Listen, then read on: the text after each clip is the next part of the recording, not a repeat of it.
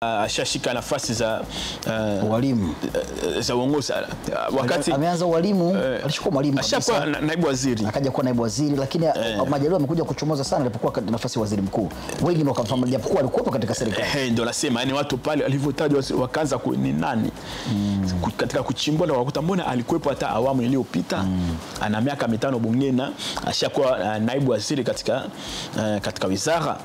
Ndio jina sasa likaanza pale kuonekana kama waziri mkuu, na kila mtu wakawa wanaangalia tuone itakuwaje, na aliweza kuendana na kasi ya awamu ile ya 5 JPM, na tukaona pia katika kazi na utu tunasonga mbele pia amekuepo. Yes, awamu ya 6 tumeona pia amefanya vizuri.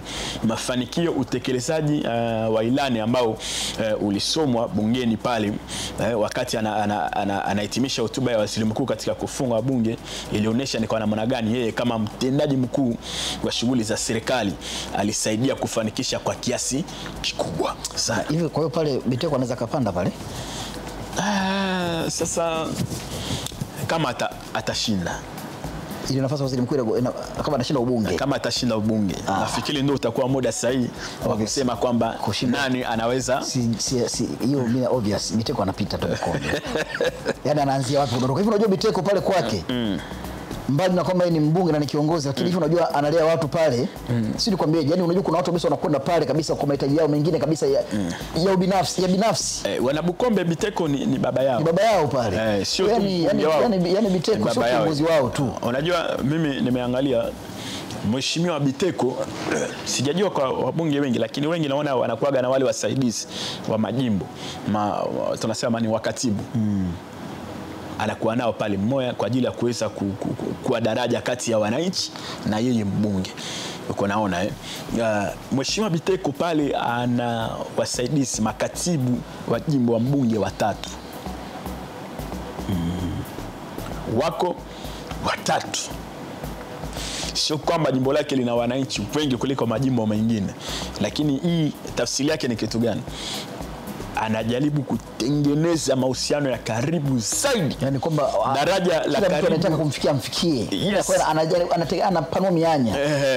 Uko naona kuna Jona yuko pale, kuna mzee wangu yuko pale, na kuna jamaa mwingine yuko pale, 3. Umeona? Na wale wamegawana majukumu, na katika hayo majukumu yote ni kuhakikisha kwamba wanawafikia wananchi.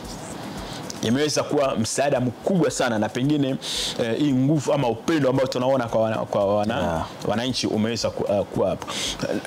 Na pengine why tunamtaja Biteko? Watu wanamtaja kwa sababu yeye ndo alikuwa naibu waziri mkuu wa waziri mkuu. Yes. Watu wanaona pengine sasa kama msaidizi wa Majaliwa tuseme.